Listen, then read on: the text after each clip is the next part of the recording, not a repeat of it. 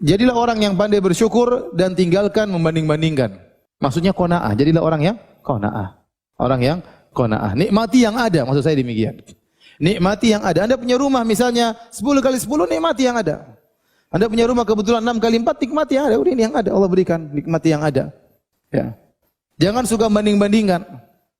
Kalau kita banding-bandingkan, kita tidak akan pernah bahagia. Dalam hal apapun, kita bandingkan diri kita dengan orang lain, kita enggak pernah bahagia. Bandingkan dengan orang lain. Ibu-ibu misalnya duduk, dia sudah cantik padahal. Tahu-tahu lihat ada ibu-ibu yang lebih kurus, lebih cantik, lebih anggun, langsung sedih dia. Kenapa? Dia bandingkan dirinya dengan orang tersebut. Ya ngapain nanti bandingkan sama orang lebih cantik?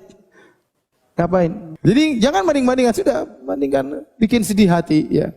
Nikmati yang ada. Anda punya rumah seperti itu, Anda punya anak-anak begini, punya suami, nikmati yang ada sambil mengadakan perbaikan. Ya. Tapi enjoy dengan apa yang Anda miliki. Itu namanya dengan qanaah.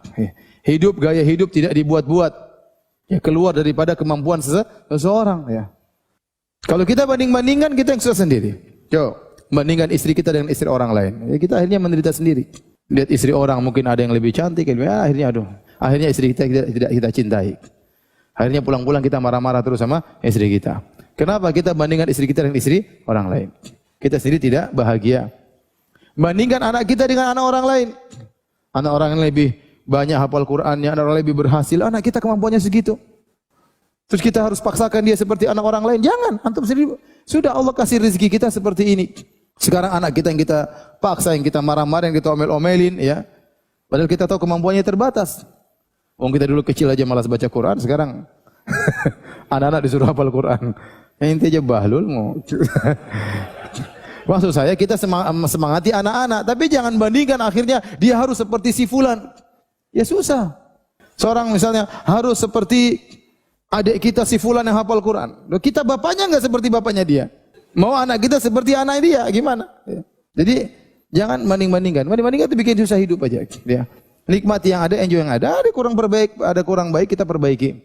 Dan kita akan hidup lebih bahagia. Saya sini sampaikan pernyataan dari Imam Syafi'i, "Idza kunta madza qalbin qanu'in fa anta wa malikud dunya sawa'u."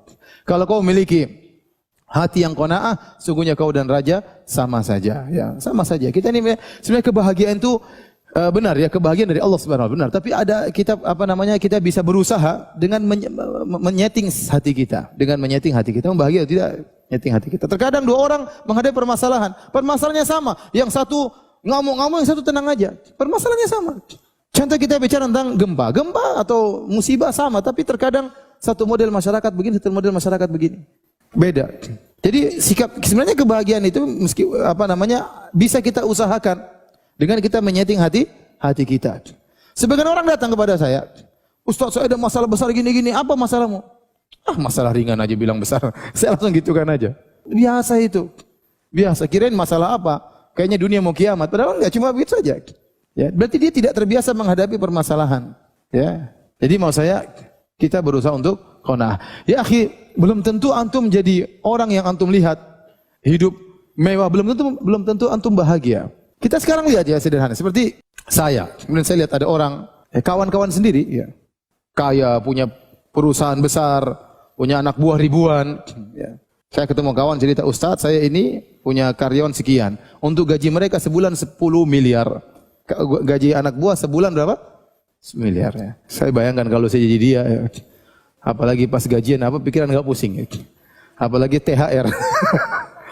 Sebentar lagi lebaran. Orang semua bahagia lebaran. Ingin beli ini, dia pusing. Aduh. Coba bayangkan, antum kira semua orang kaya kemudian apa? Hidup bahagia? Belum tentu. Jadi masalah bahagia, orang kaya boleh bahagia, orang miskin juga boleh bahagia. Tergantung kita menyeting hati kita. Bahkan sebanyak orang kaya tidak menikmati kehidupannya. Dia kerja kejar dunia, pagi siang malam. Kapan dia punya waktu untuk menikmati dunia? Sedikit. Setelah dia kumpulkan uang miliaran, cuma seminggu mungkin berapa menit, berapa jam, dia enjoy. Setelah itu dia kerja lagi keras. Sementara seorang pegawai mungkin kerja pagi, sore udah pulang, malam sudah bahagia, sudah enjoy hidupnya, ketemu anak-anaknya, ketemu istrinya, nggak ada orang telepon, nggak ada tagihan-tagihan masuk, santai.